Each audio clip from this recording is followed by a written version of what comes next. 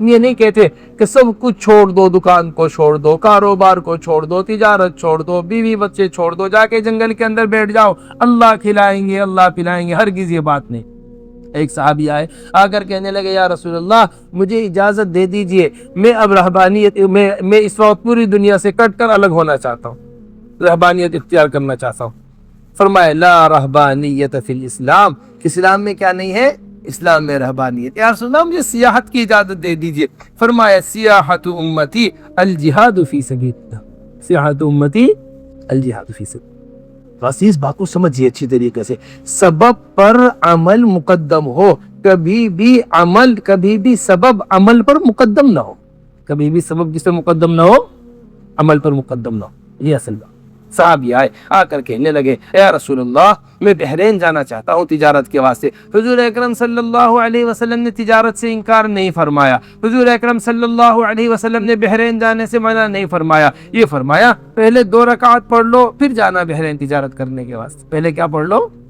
2 رکعت پڑھ لو، یہ ہے وہ یقین۔ حدیث شریف کے اندر آتا ہے سب سے بہترین خلیفہ جو انسان اپنے پیچھے اپنے گھر والوں کے درمیان چھوڑ کر جاتا ہے وہ ہوتا ہے جو گھر سے نکلتے ہوئے 2 رکعت گھر میں پڑھ کے گیا، جو 2 رکعت گھر میں 2 رکعت پڑھ کے گیا۔ کیوں؟ وجہ کیا ہے؟ اگر سبب مقدم ہوگا تو مزاج بنے گا قارون والا، مزاج بنے گا فرعون والا، مزاج بنے گا حامان والا، مزاج بنے گا شداد والا کہ ہمیں جو ملا ہے وہ ہمارے سبب سے ملا ہے، خدا نے نعوذ باللہ نہیں دیا۔ یہ فرعون نے کہا، کیا کہا تھا فرعون نے؟ کہ مجھے جو کچھ ملا ہے وہ تو میرے علم سے ملا ہے، جو کچھ مجھے ملا ہے وہ میرے اس سے ملا ہے۔ یہ فرعون کا دعویٰ، یہ اس کا قارون کا دعویٰ تھا۔ اس لیے میرے محترم دوستو، حضرت مولوی صالح رحمۃ اللہ علیہ فرمایا کرتے بس ہمارے اور تمہارے درمیان صرف یہ فرق ہے، تم کہتے ہو نماز سے بھی ہوتا ہے، ہم کہتے ہیں نماز سے ہی ہوتا ہے۔ کس سے ہوتا ہے؟ نماز سے ہی ہوتا ہے۔ اور تم کیا کہتے ہو؟ نماز سے بھی ہوتا ہے۔ یہ پورا واقعہ ہے موسیٰ علیہ السلام کا اور فرعون کا۔ ایک محنت فرعون کی ہے، ایک محنت موسیٰ علیہ السلام کی ہے۔ فرعون کی محنت ہتھیاروں کے اوپر ہے، فرعون کی محنت فوجوں کے اوپر ہے، فرعون کی محنت محلوں کے اوپر ہے، فرعون کی محنت ظلم ہے، فرعون کی محنت زیادتی ہے، فرعون کی محنت چھوٹے چھوٹے بچوں کو قتل کرنا ہے۔ کس واسطے؟ میری ہلاکت نہ آئے، میرے اوپر کوئی نقصان نہ آئے، میرے اوپر کوئی پریشانی نہ آئے۔ یہ فرعون کی محنت کا نتیجہ ہے۔ دوسری طرف کس کی محنت ہے؟ موسیٰ علیہ السلام کی محنت۔ کیا محنت ہے؟ نہ فوجیں ہیں، نہ ہتھیار ہیں، نہ اسلحہ ہیں، اولاد آنکھوں کے سامنے بنی اسرائیل کی ذبح ہو رہی ہے، ایسے سخت ترین حالات کے سامنے میں سے بنی اسرائیل گزر رہے ہیں۔ دونوں کا نتیجہ اللہ تبارک و تعالی نے یہاں دریا پر لا کر دکھایا ہے کہ جس دریا سے موسیٰ علیہ السلام کو پار کرایا اسی دریا میں فرعون کو غرق کر۔ کیا کہا تھا؟ اے میری قوم بس تم تو اپنے گھروں کے اندر نمازیں شروع کر، اللہ کی طرف متوجہ ہو جاؤ، اللہ اس آنے والے حال کو ختم کر دو۔ علی بن ابی طالب رضی اللہ تعالیٰ عنہ فرمایا کرتے تھے جب میرا جی چاہتا ہے اللہ میرے سے بات کریں تو میں قرآن پڑھنے بیٹھ جاتا ہوں، اور جب میرا جی چاہتا ہے کہ میں اللہ سے بات کروں تو میں نماز کی نیت باندھ لیتا ہوں۔ میں کیا کر لیتا ہوں؟ نماز کی نیت باندھ لیتا ہوں۔ یہ المصلی یناجی ربہ، یہ مصلی کیا ہوتا ہے؟ اپنے رب سے سرگوشی کرتا رہتا ہے اور یہ قرآن کی تلاوت کرنے لگتا ہے، اللہ کی جانب سے آیا ہوا کلام۔ ایک تو اس کا بہت بنیادی ضرورت ہے اس وقت کی کہ ہمارے حفاظ اکرام خاص طور سے جو اللہ کے راستے میں نکلے ہوئے ہیں، جو اللہ کے راستے میں چل رہے ہیں، جو اللہ کے راستے سے واپس جا رہے ہیں، مستقل طور پر معمول بنا کر رکھیں قرآن کا، مستقل طور پر معمول۔ حدیث شریف کے اندر آتا ہے کہ جتنی تیز جلدی سے اونٹ نکل کر چلا جاتا ہے اس سے جلدی قرآن نکل کر چلا جاتا ہے، اس سے جلدی قرآن کیا ہو جاتا ہے؟ نکل کر چلا جاتا ہے۔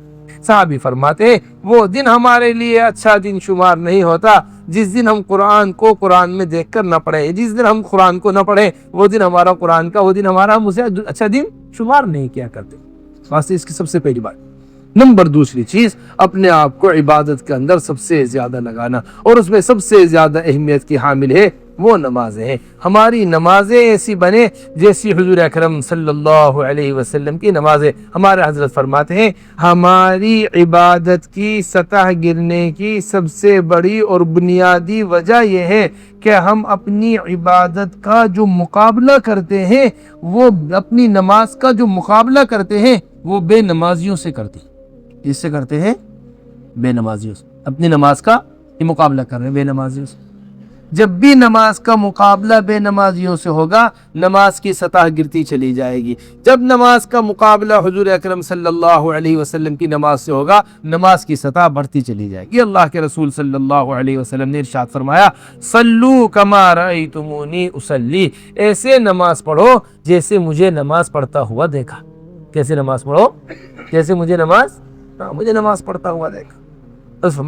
کروڑوں سال کسی کی زندگی مل جائے اور وہ پوری زندگی اپنی نماز کے اوپر لگا دے، وہ نماز میں مقام حاصل نہیں کر سکتا جو نماز میں مقام حضور اکرم صلی اللہ علیہ وسلم کا تھا. پوری زندگی نماز سیکھنے میں لگا دے. اس طرح حضور اکرم صلی اللہ علیہ وسلم سے صحابہ نماز سیکھا کرتے.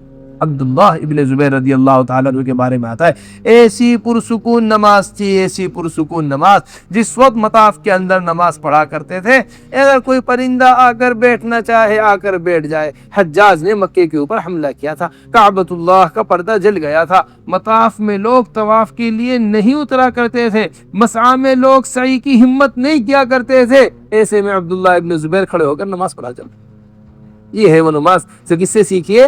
اپنے نانا ابو بکر رضی اللہ تعالیٰ عنہ سے. اور انہوں نے نماز سیکھی ہے کن سے؟ حضور اکرم صلی اللہ علیہ وسلم. فرمایا ہماری نمازیں ایسی بن جائیں جیسی حضرات صحابہ رضی اللہ مجمعین کی نمازیں تھی، اور ہماری نمازوں کے ذریعے اس طرح مسائل حل ہوں جس طرح حضرات صحابہ رضی اللہ مجمعین کی نمازوں کے ذریعے مسائل حل ہوا کرتے تھے. اس کے لیے نماز میں 5 باتیں پیدا کرو. اس کے لیے کیا کر لو؟ 5 بات. اب نماز کے ذریعے مسائل، مردے کو زندہ کرا لیا، دعا کرا کر، جیل کے اندر پانی منگوا لیا، بارش کروا لی جیل کے اندر، پہاڑ پر کھڑے ہوئے ہیں پہاڑ کے اندر سے پانی نکلوا لیا. نماز پڑھنے کے واسطے آسمان میں پانی ختم، زمین پر پانی ختم ہو گیا، اللہ سے دعائیں مانگ کر بادل منگوا کر اپنے اوپر پانی برسوا لیا. یہ حضرات صحابہ رضی اللہ مجمعین نے کیا ہے نماز کی. ابو ہریرہ رضی اللہ تعالیٰ عنہ روایت کے راوی ہیں، یہ فرماتے ہیں ہم ربیع بن عامر رضی اللہ تعالیٰ عنہ کے ساتھ چل رہے تھے، ہمیں نہیں پتا، ہم ان کے ساتھ چل رہے تھے، ہمیں نہیں پتا کہ ان کی کرامتوں میں سے کون سی کرامت. علاء ابن حضرمی کے ساتھ چل رہے تھے، ہمیں نہیں پتا کہ ان کی تینوں کرامتوں میں سے ہم کس کرامت کو بڑا سمجھیں، ان تینوں ان کے واقعات میں سے کس واقعے کو بڑا سمجھیں. سب سے پہلی بات پیشی آئی، ہمارے پاس پینے کو پانی نہیں تھا، وضو کے واسطے پانی نہیں تھا. انہوں نے دعا کی اللہ تبارک و تعالی سے، ایک چھوٹا سا بادل آ کر اتنا برسا کہ ہم نے اپنے سارے برتن پانی سے بھر لی.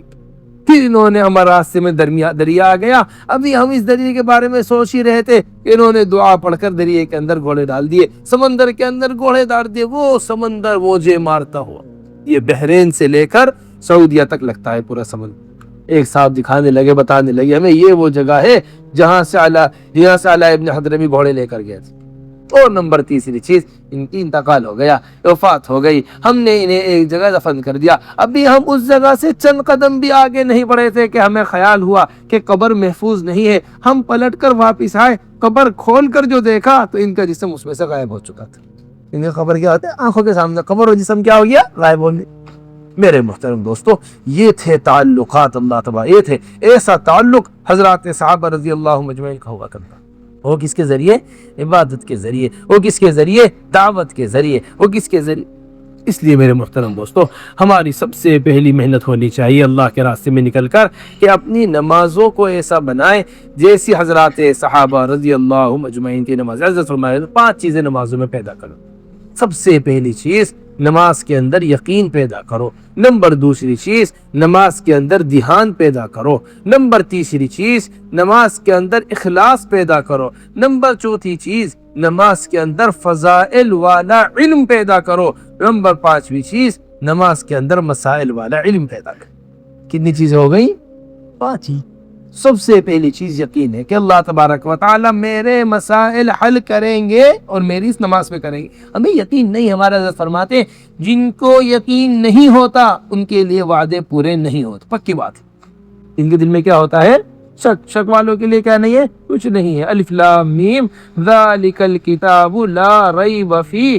لا ریب کہتے ہیں ایسے شک کو جو آ کے ہلکا سا خیال گزر جائے، اس شک کے برابر بھی گنجائش نہیں، اتنے سے شک کی بھی گنجائش نہیں. لا ریب. سب سے پہلی چیز، جن کو شک ہوتا ہے انہیں کچھ حاصل نہیں ہوتا. یہ یقین تھا حضرات صحابہ کا. اللہ کریں گے کس پر کریں گے؟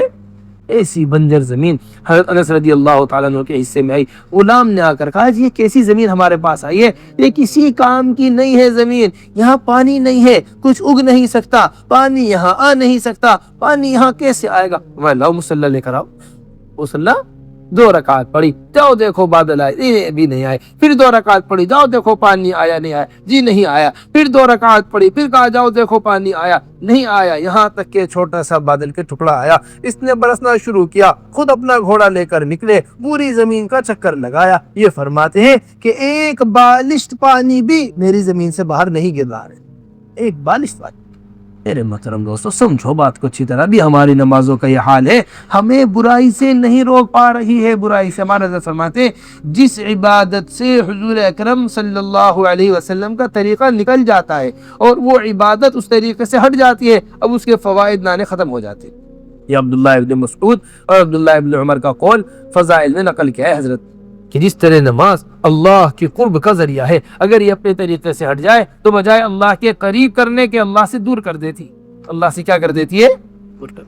پھر نمبر دوسری چیز, نماز کے اندر دھیان ہو. اس کے لیے نوافل کی خوب کثرت, ہم خاص طور سے اپنے طلبہ سے کہیں گے, ان سے درخواست کریں گے, ان حضرات سے, ان علماء, ان طلبہ حضرات سے درخواست کہ آپ حضرات تو خوب کثرت نوافل کی کریں, خوب کثرت نوافل کی کریں. جتنی نوافل کا اہتمام ہوتا ہے اتنے فرائض محفوظ ہوتے چلے جاتے ہیں. ہمارے حضرت فرماتے ہیں فرائض وہ نوافل وہ اتمام فرائض کے واسطے ہوتی ہیں. نوافل کس واسطے ہوتی ہیں؟ یہ پہلے سے مسجد میں آ گیا, 2 رکعت تحیت المسجد پڑھیے, 4 رکعت ظہر سے پہلے کی سنت پڑھیے, خدا نے موقع دیا تھوڑی دیر بیٹھ کے قرآن کی تلاوت کی ہے, اب اس کا ذہن مسجد میں پہنچا ہے, جسم پہلے پہنچتا ہے ذہن بعد میں پہنچتا ہے. ورنہ ذہن دکان پہ لگا ہوا ہے, بیوی میں لگا ہوا ہے, بچوں میں لگا ہوا ہے, کاروبار میں لگا ہوا ہے, کیا پڑھ کر چلا گیا امام اسے پتہ نہیں. حیات الصحابہ بڑی زبردست بات نقل کی, کس نے؟ حضرت نے نقل کی. ایک مرتبہ ایک صاحب ابو ہریرہ رضی اللہ تعالیٰ عنہ پر اشکال کرنے لگے, کہنے لگے تمہیں اتنی حدیثیں کیسے یاد ہو گئی, کہاں تم نے حدیثیں کیسے یاد کی؟ فرمایا تم حدیثوں کی بات کرتے ہو, مجھے آج تک یاد ہے اللہ کے رسول نے کون سی نماز میں کون سی سورت پڑھائی تھی. اللہ کے رسول نے حیات الصحابہ حضرت نے لکھا, ہمارے رسول کو نماز کے بعد پوچھ لیا امام صاحب نے کیا پڑھائی تھی, جی مجھے تو پتہ نہیں, ہاں اتنی بات ہے شاید قرآن میں سے کچھ پڑھا تھا. اس لیے میرے محترم دوستو یہ دھیان عبادت کے اندر یہ کس سے ہوتا ہے؟ اس سے نوافل کی کثرت, یہ بہت بنیادی چیز ہے. اور دوسری پاک روزی, یہ بڑا بنیادی سے حضرت فرمایا کرتے تھے لقمہ سمندر ہے, خیالات اس کے موتی. خیالات کیا ہے اس کے؟ یہ برے خیالات, یہ غلط خیالات, یہ ذہن کا ادھر سے ادھر بھاگنا, یہ سب کچھ ہونا ہے اس کی وجہ. پھر فرمایا کرتے تھے تیسری چیز یہ ہے کہ نماز کے اندر اخلاص ہو, اللہ ہی کے لیے ہو عبادت, اللہ ہی کے لیے.